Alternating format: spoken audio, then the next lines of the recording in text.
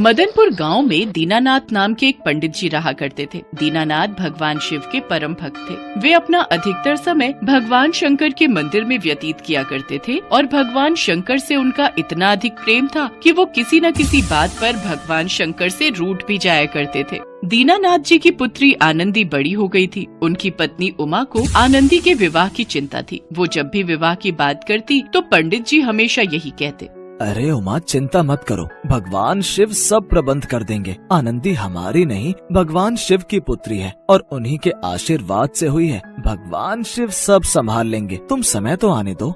ठीक है, जैसी भगवान भोलेनाथ की इच्छा। कुछ समय पश्चात आनंदी का रिश्ता एक संपन्न परिवार में तय हो गया। अब समय आने लगा। उमा ने देखा दीनानाथ जी रोजाना ही कह देते थे कि सब हो जाएगा, पर अभी तक विवाह की कोई भी तैयारी नहीं हुई थी। सुनो जी, 2 दिन बाद आपकी पुत्री का विवाह है, पर अभी तक कुछ भी तैयारी नहीं हुई है। मैं आपको इतने दिनों से सचेत करती आ रही हूँ कि पुत्री का विवाह है, कुछ तो सामान इकट्ठा कर लो, कुछ थोड़ा बहुत पैसा तो कर्जे में ले लो, आपको लोग दे भी देंगे, पर आप मानते ही नहीं हो।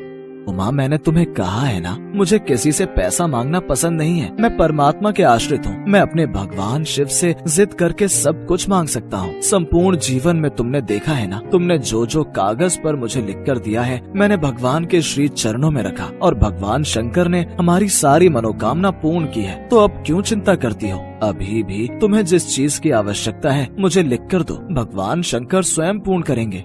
अरे, खाने पीने की चीजों की बात अलग है, वो तो कोई भी भक्त दे जाता है, पर इस समय कन्या के विवाह के लिए दहेज की आवश्यकता है। उसमें सोना भी लगेगा, वस्त्र भी लगेंगे, अन्य पदार्थों की भी आवश्यकता पड़ेगी। कौन देकर जाएगा?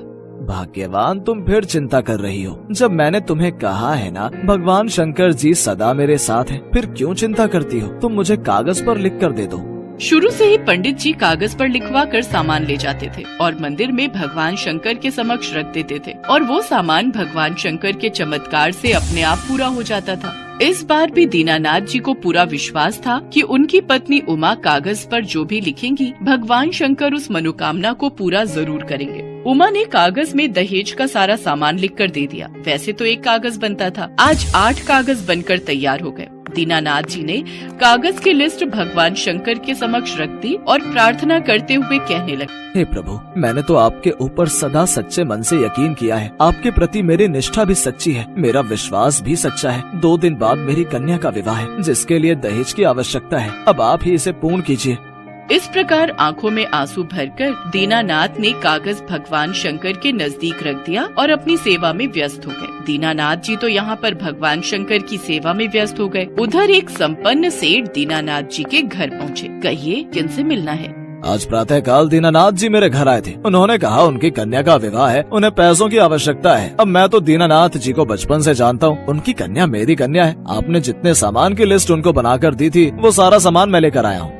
उमा ने सोचा कि हो सकता है ये सेठ जी मेरे पतिदेव के मित्र हों। शाम को जब दीनानाथ जी घर आए तो उमा ने उन्हें सारा सामान दिखाया और सारी बात बताई। दीनानाथ जी समझ गए कि भगवान शंकर स्वयं मेरी पुत्री के विवाह का सामान देकर गए। अपनी पत्नी की बातें सुनकर उनकी आंखों में आंसू आ गए और वो रोते हुए बोले, मैंने तुम्हें कहा था ना उमा, भोले शंकर हमारे साथ हैं। वो कभी हमारे जीवन में कोई कमी नहीं रखते हैं। अब एक बात सुन लो उमा, जब तक भगवान शंकर मेरी पुत्री के विवाह में मेरे साथ नहीं चलेंगे, मैं तुम्हारे साथ शादी में नहीं चलूंगा। विवाह का दिन आया पर दीनानाथ जी मंदिर में बैठ गए कि मैं भगवान को लेकर ही विवाह में जाऊंगा। तभी भगवान शंकर की मूर्ति से एक आवाज आई, दीनानाथ, जाओ अपनी कन्या का विवाह करा कर आओ। अरे भगवान, मैंने तो सारी उम्र आपकी सेवा की है। आपको तो पता है ना, आप मेरे पिता तुल्य हैं और मैं आपसे हर बात पर जिद करता हूँ, पर आप मेरी हर जिद पूर्ण करते हो। आपको जब पता है मैं आपके बिना नहीं जा सकता हूँ, तो आपको चलना ही पड़ेगा, वरना मेरा आपसे झगड़ा हो जाएगा। फिर मैं आपसे कभी बात नहीं करूँगा। दीनानाथ की प्रार्थना सुनकर भगवान भोलेनाथ प्रकट होते हैं। दीनानाथ, मैं तुम्हारे साथ ही रहता हूँ। मैं तो सदैव तुम्हारे हृदय में वास करता हूँ, इसलिए मैं तुम्हारे साथ हर जगह हूँ। मेरा आशीर्वाद सदा तुम्हारे साथ है। भगवान तो भक्त के वश में होते हैं। तुम विवाह में जाओ, मैं पीछे पीछे आता हूँ, मुझ पर विश्वास करो। भगवान भोलेनाथ पर विश्वास करके दीनानाथ अपने परिवार के साथ विवाह में पहुंचता है। तभी वह देखता है कि विवाह में वही सेठ जी, सेठानी जी और बच्चों के साथ विराजमान है। पंडित जी समझ जाते हैं कि साक्षात भगवान शिव पूरे शिव परिवार के साथ विवाह में सम्मिलित हो चुके हैं। दीनानाथ और उमा की खुशी का ठिकाना नहीं था। दीनानाथ भगवान शंकर और माता पार्वती के रूप में आए उन सेठ सेठानी के हाथों से अपनी पुत्री का कन्यादान करवाते हैं। थोड़ी देर बाद जब विदाई का समय आता है तो वो सेठ सेठानी वहाँ से अदृश्य हो चुके थे। दीनानाथ जी समझ जाते हैं कि भगवान ने दीनानाथ से किया वादा निभाया और दर्शन देने विवाह में सम्मिलित हो गए। यह सच है, भगवान अपने भक्तों को कभी नाराज नहीं करते। भक्त उनसे जितनी मर्जी लड़ाई करे, उनसे जितनी मर्जी शिकायत करे, पर भगवान हमारे जीवन दाता है। वो हमसे कभी भी नहीं रूठते। वो तो हमारे पालनहार हैं और सदैव हमारा भला सोचते हैं और सच्चे मन से की गई प्रार्थना को स्वीकार करके सदैव हमारी रक्षा करते हैं। भोलापुर गांव में बृजपाल नाम का एक ब्राह्मण रहता था, जो कि बहुत ही आलसी स्वभाव का था। घर में उसकी पत्नी सुनीता और बेटी गुड्डी उसके साथ रहती थी। बृजपाल सारा दिन खाट पर ही पड़ा रहता था। बृजपाल दिन भर में बस एक ही काम करता था और वो था भगवान शंकर की पूजा। वो हर रोज सुबह शाम शंकर भगवान की पूजा करता, उनके नाम की माला जपता, फिर सो जाता। अपने आलस के कारण सारा दिन सोए रहने की वजह से अक्सर बृजपाल और उसकी पत्नी में खटपट होती रहती। अब उठ भी जाओ जी, कितना सोओगे? चलो अब खाना खाकर खेत चले जाओ, फसल काटने का समय हो गया है। और हाँ, वापसी में आते हुए नदी किनारे लगे सरसों का साग तोड़ कर ले आना। घर में बनाने के लिए कोई सब्जी नहीं है। और हाँ, भूलना मत, नहीं तो आज खाना नहीं बनाऊंगी। अपनी बीवी की बातों को नजरअंदाज कर बृजपाल फिर से चादर तानकर सो जाता है। सुनीता गुस्से में लाल पीली हो जाती है। उधर कैलाश में बैठी माँ पार्वती शंकर भगवान से कहती हैं, हे नाथ, ये आपका कैसा भक्त है जो आपकी भक्ति के अलावा और कुछ काम नहीं करता, बस अपने आलसी शरीर के कारण खाट पर ही पड़ा रहता है, कोई कर्म नहीं करता। आपको तो ऐसे भक्त का मार्गदर्शन करना चाहिए। देवी, इसमें इसकी कोई गलती नहीं। ये सारा किया इसके पिछले जन्म का है। तब ये एक आलसी गधा हुआ करता था जो सारा दिन मेरे मंदिर के बाहर लेटा रहता था। मंदिर में जब भी मेरे नाम का उच्चारण भक्तगण करते तो उसका स्रोत उसके कानों में गूंजता और उसे नींद में भी मेरा ही नाम सुनाई देता। फिर एक रोज श्रवण मास में ये चल बसा और फिर अगले चारों में इसने मनुष्य रूप में जन्म लिया। लेकिन इसके पिछले जन्म के आलसी स्वभाव ने इसका पीछा नहीं छोड़ा।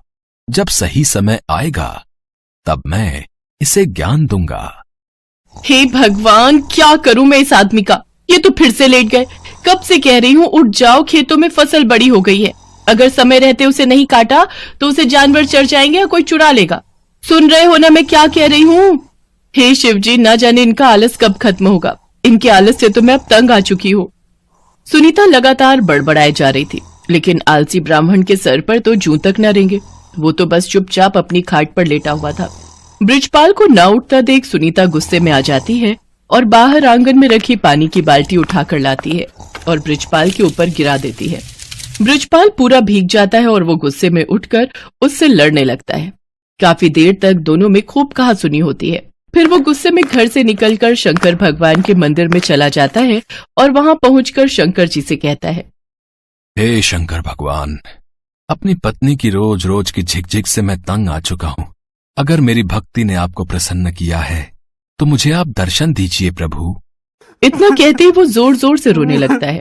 अपने प्रति उसका प्यार और श्रद्धा देखकर शंकर भगवान उसको दर्शन देते हैं और कहते हैं, बृजपाल, तुम्हारी भक्ति ने मुझे प्रसन्न किया है। तुम सचमुच मेरे परम भक्त हो।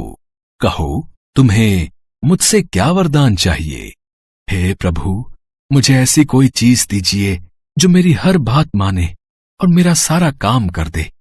ये लो, मेरा ये छोटा त्रिशूल। तुम इस त्रिशूल को जहां भी रखोगे वो अपना काम खुद ही करने लग जाएगा और काम पूरा होने के बाद ही रुकेगा।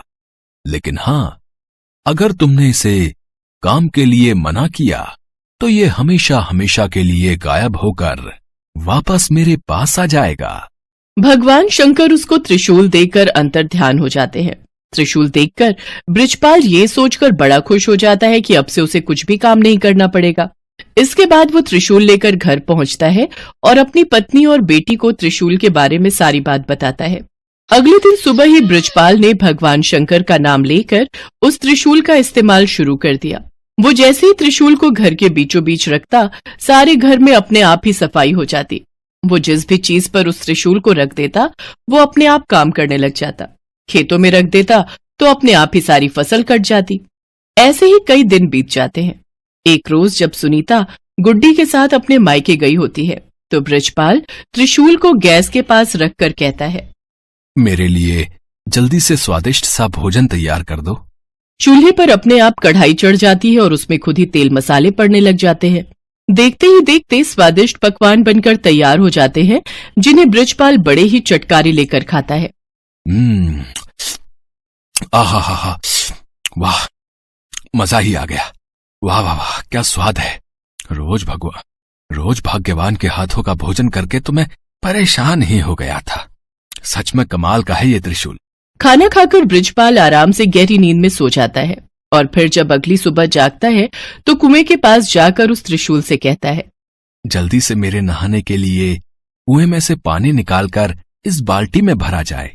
कुएं में से पानी निकालना हो, पौधों को पानी देना हो, साफ सफाई, कपड़े, बर्तन, सभी तरह के काम वो त्रिशूल बृजपाल के कहते ही कर देता। बृजपाल बगीचे में पड़ी पाइप के पास जाता है और अपने त्रिशूल को उससे छुआते हुए कहता है, पाइप, जल्दी से इस बगीचे में लगे पेड़ पौधों को अच्छे से पानी दे दो। पाइप अपने पौधों में पानी देने लग जाती है। फिर आलसी ब्राह्मण खुश होते हुए आराम से सोने चला जाता है, लेकिन सोने के कुछ देर बाद ही लाइट चली जाती है। फिर वो अपने त्रिशूल को हथपंखा पर रखते हुए कहता है, हे हाथ पंखे, जब तक लाइट नहीं आ जाती तुम मुझे इस पंखे से हवा करो। उसके ये कहते ही हथपंखा उसे हवा करने लगता है। कुछ देर बाद जैसे ही लाइट आती है तो वो हथपंखा बंद हो जाता है। एक दिन बृजपाल को बड़ी तेज भूख लग रही होती है। उसने खाली थाली अपने सामने रखी और जमीन पर बैठ गया। फिर त्रिशूल को थाली पर लगाकर कहने लगा, अब इसमें से जल्दी जल्दी स्वादिष्ट पकवान निकल कर आते जाए। कुछ ही देर में कई तरह के पकवान थाली में आते गए। कितना अच्छा होता अगर मुझे अपने आप खाना खाना ना पड़े और खुद ही मेरे मुंह में सारा खाना चला जाए। ऐसा कहकर उसने त्रिशूल को अपनी प्लेट पर लगाया और कहने लगा, अच्छे अच्छे पकवान जल्दी से मेरे मुंह में आ जाएं। उसके ऐसा कहते ही थाली में से तरह तरह के पकवान निकलकर उसके मुंह में जाने लगे और वो बड़े ही चटकारे लेकर उनको खाने लगा। पर ये मजा कुछ देर तक का ही था। कुछ ही देर में उसका पेट भर गया और वो खा नहीं पा रहा था। लेकिन पकवान थे जो कि उसके मुंह में लगातार जाते ही जा रहे थे। उसका पेट और मन पूरी तरह भर चुका था।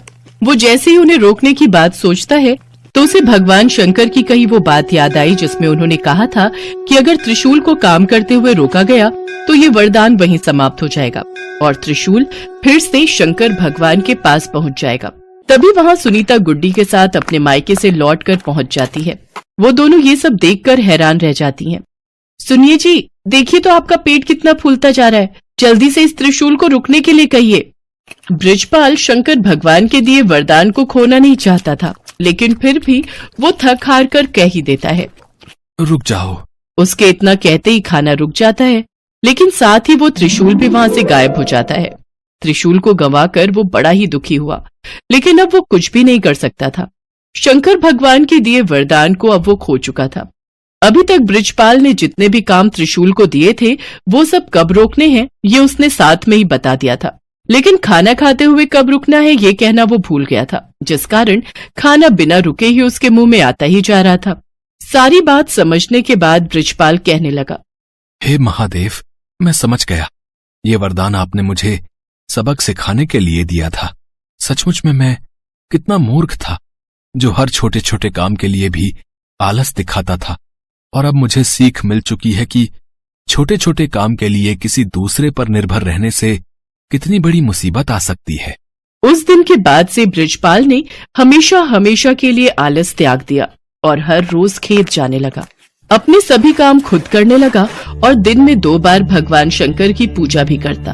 अब उसका जीवन पूरी तरह से सफल हो गया।